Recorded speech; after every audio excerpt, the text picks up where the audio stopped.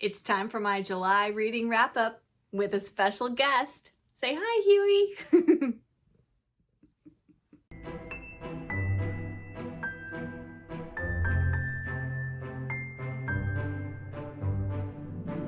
Hello, book friends. I'm Jen, and welcome to my reading life. And today I'm here to do my July reading wrap-up.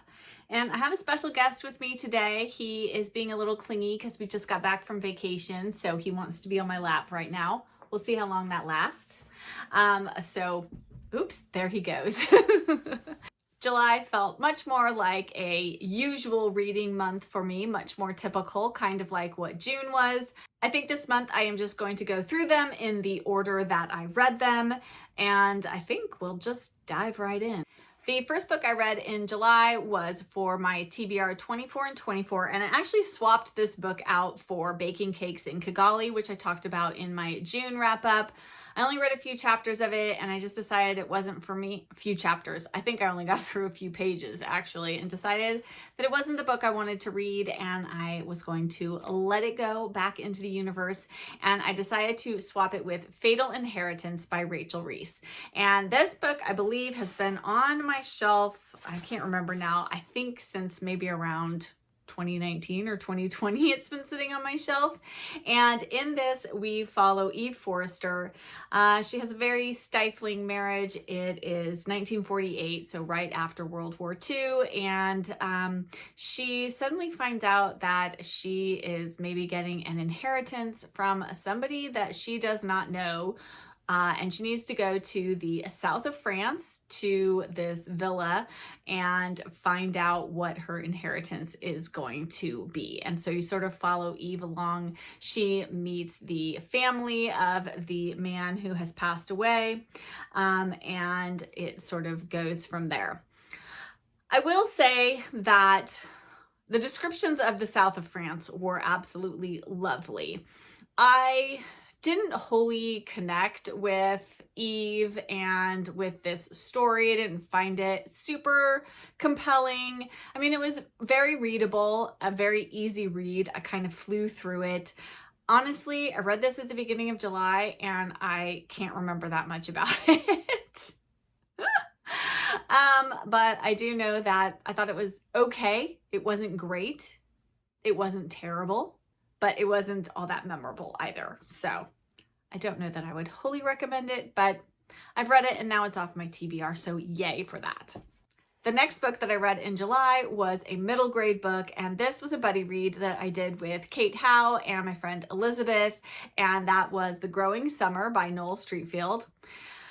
And we all thought that this was going to be fantastic. This is about a family of kids who their father is an epidemiologist and he goes abroad and then gets sick, and their mother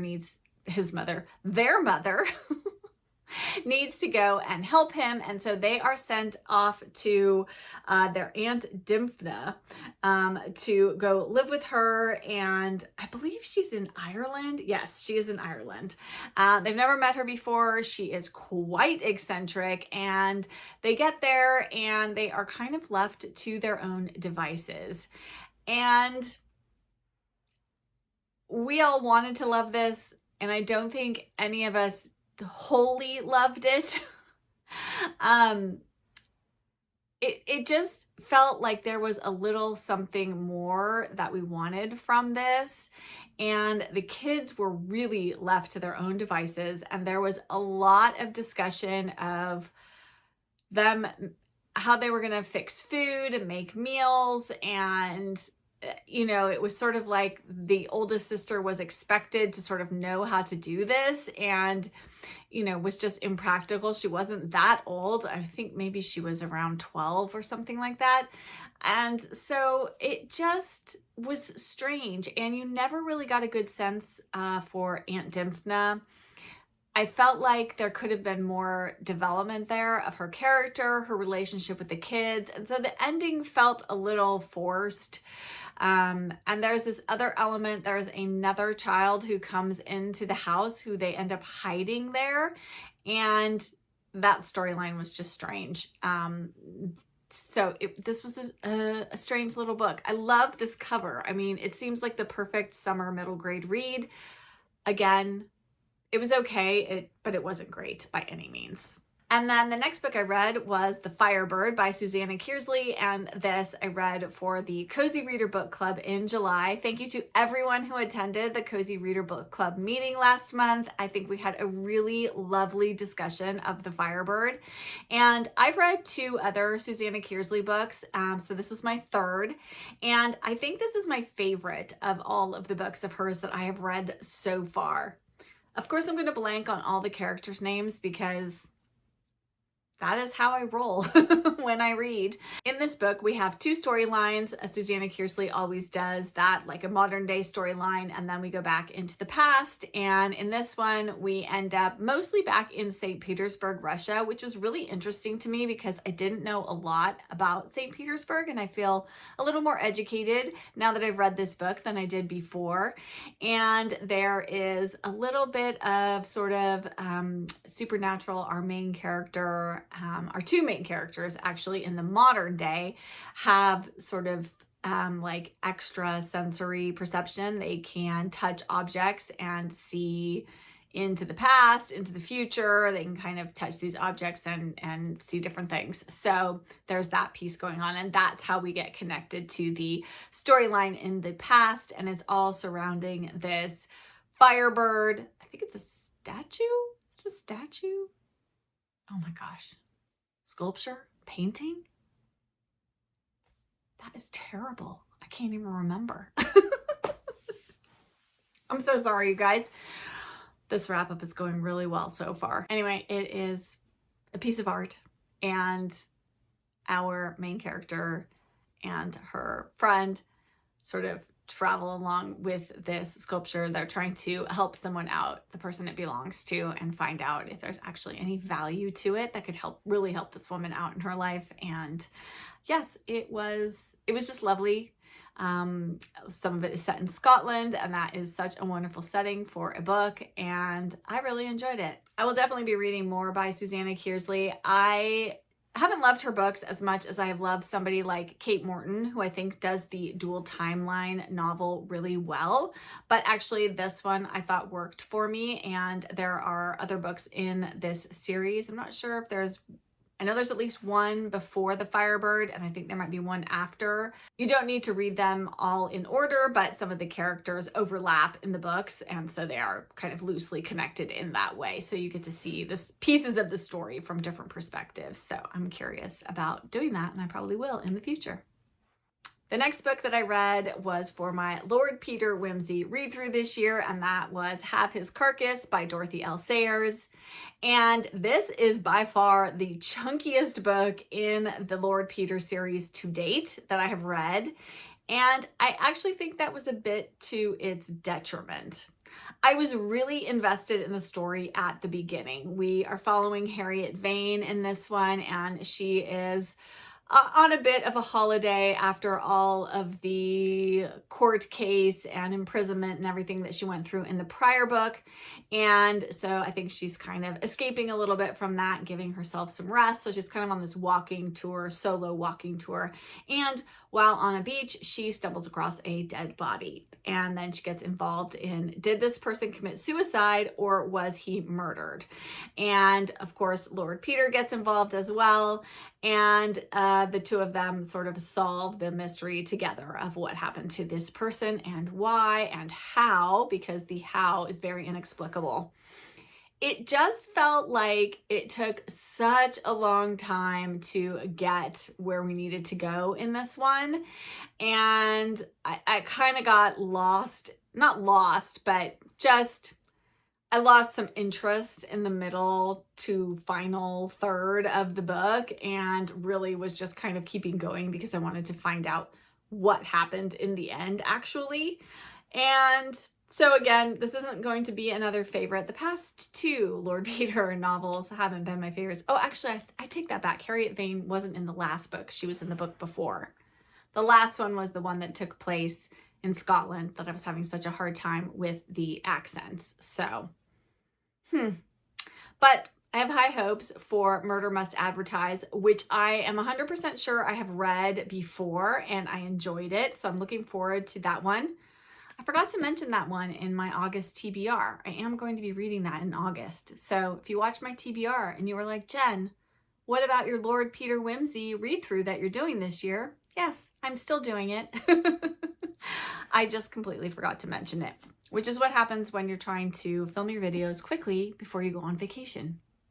From here on out, I promise, the books get a lot better. So the first half of my month, a little bit slow, not books that were wowing me 100%, but from here on out, they get much, much better. And the next book that I read was Flowers in the Rain and Other Stories by Rosamund Pilcher. This is obviously a collection of her short stories.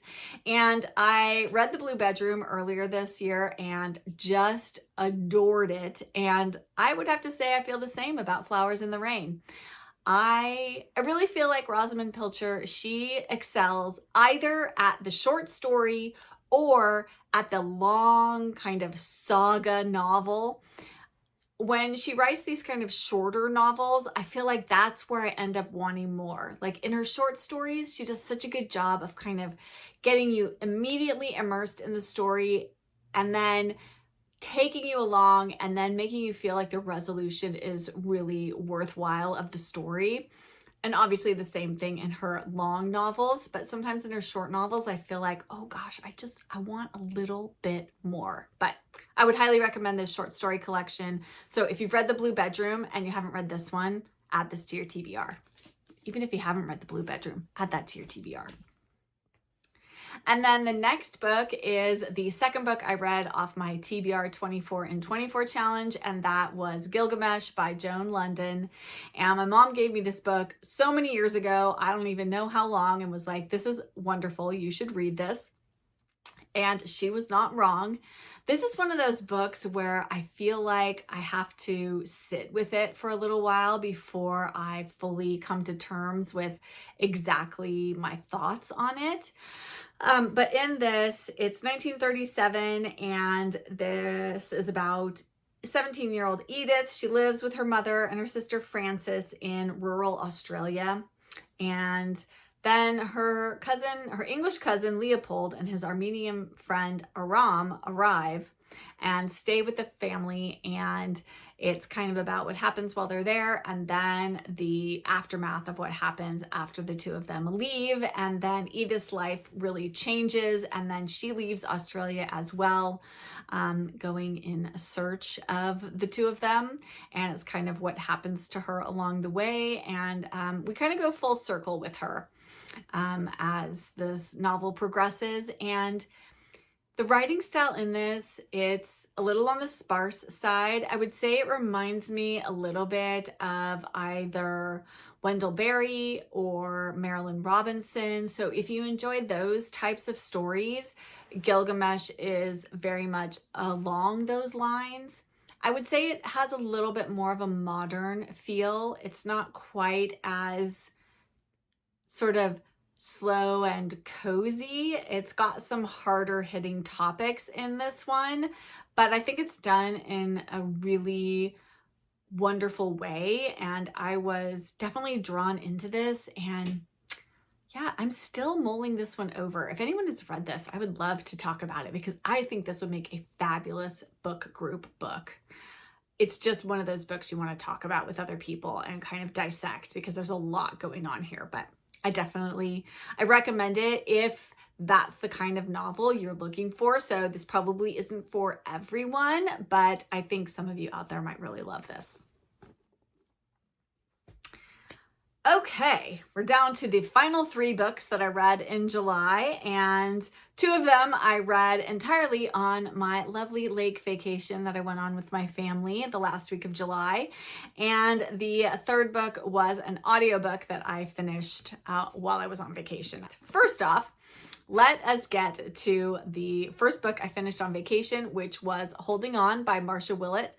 And this is the 2nd book in the Chadwick Family Chronicles. I read the first book, Looking Forward, in June and absolutely loved it.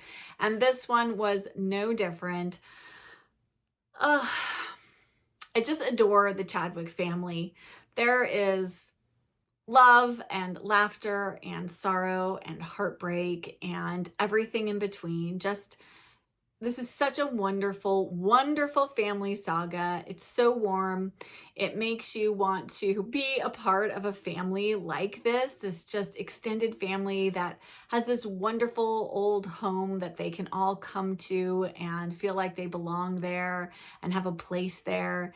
And I love them. There were some sad things that happened in this, but it's such a lovely story and you're so connected to the characters. And I can't wait to read book 3, which I'm going to read this month. I'm going to start it probably as soon as I finish the Shell Seekers, but because they're both kind of family saga type of novels, I don't want to get them confused in my mind. But if you like Rosamund Pilcher, this series, The Chadwick Family Chronicles by Marcia Willett, 100%, I recommend you reading this one. You will adore it. And then the audiobook that I listened to in July and finished, which I actually read for Jane Austen July. And I fell down a little bit on Jane Austen July this year. As I've mentioned before, for some reason, July is just a tough month for me to read Jane Austen or Jane Austen related books.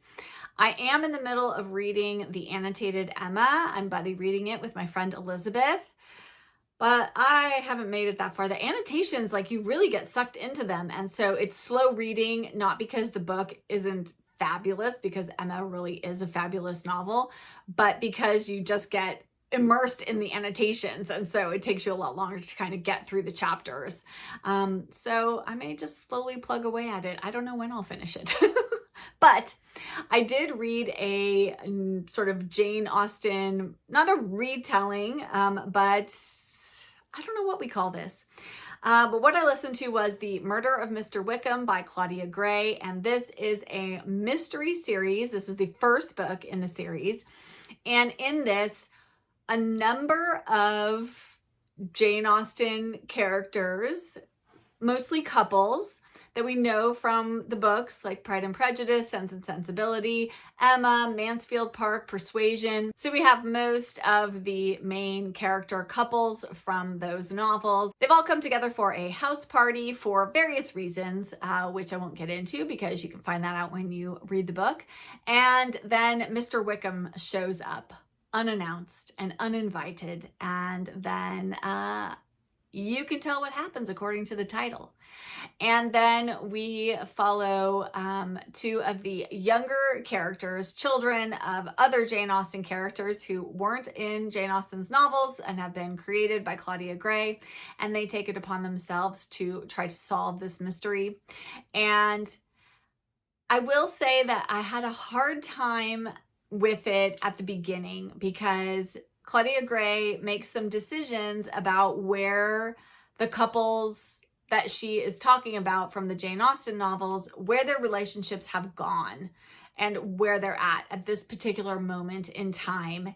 And I didn't love everything that she did, every choice that she made at the beginning, especially. But as the novel went on, I sort of understood and could see why she did what she did and where we were kind of going. I still don't wholly agree with every choice that she made for every character, but I was able to finally kind of step out of it and look at these characters not as necessarily the exact same characters from Jane Austen, but sort of in their own entity in this book. That helped me a little bit. I liked it. I thought the mystery was really well done. The resolution of it was interesting, and I was really worried because I didn't want any of them to be guilty, and the way she works it out in the end was very satisfying to me in that respect. So I will definitely move on. I believe there are 2 more books so far that she has written in this kind of loose series. But we'll see. I don't know. It's kind of up for grabs as to how I feel about this series as a whole, but I am hoping that I enjoy the next one. We shall see. So it was good. It wasn't perfect, but it was a pretty good start to this mystery series. And then the last book that I read in July was just, lovely. Loved it. Don't know what else to say about it. And that was The Unselected Journals of Emma M. Lyon, Volume 6. All I have left to read is Volume 7, which I'm probably going to do this month. Even though I know we are still waiting, Beth Brower has not yet finished Volume 8. Hopefully she will soon. I have heard through the rumor mill that she is hard at work on it this month in August. Hopefully that means she will get it finished and maybe we'll have it sometime early next year, perhaps. But this one, we just continue to follow Emma and her relationships with her friends and family. And I don't want to tell any more than that because this really is a series. You should start with Volume 1 and follow Emma along on her journey. But it is now 1884. Emma has come into her majority, so that changes things a little bit for her. She does need to find herself a job. She is financially strapped for cash, as we say these days, and needs some income. And then we have some developments in her romantic life a little bit. That was exciting. If you've read this one, I would love to know your thoughts. I have thoughts, which I won't share. Maybe I should do a dedicated Emma M. Lyon video with spoilers. Something to consider. Let me know if anyone's interested in that.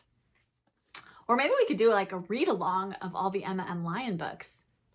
I know I've had some interest in doing some read alongs, so if anyone wants to do like a read along, we could do one a month, maybe next year. Let me know if that's of interest to anyone. I'd be up for that for sure, especially because it could maybe take us into Volume 8 when it comes out, since we're not sure when that's going to be released, but hopefully it will be sometime next year. I don't know. Those are all of the books that I read in July, and it was a bit of an up and down reading month. I think it started out slow and it got much better as it went along, and I ended the month on a high, which is good because, as I've mentioned before, August has been a reading slump month for me in the past years, and I'm hoping to prevent that from happening this year. So fingers crossed. Now that I'm on a roll, I'm actually reading some really great books right now, and I'm hoping it's going to be a good reading month. That is it for July though, and I would love to know from you in the comments, what did you read in July? Was there something that you particularly loved this past month? Have you read any of the books that I talked about here? And did you love them? Did you not love them? Let me know all your thoughts in the comments. You know I love to talk books with you down there. And if you could, as always, give this video a like and hit that subscribe button if you'd like to see more bookish content from me. And I'll be back with another video very soon. Bye.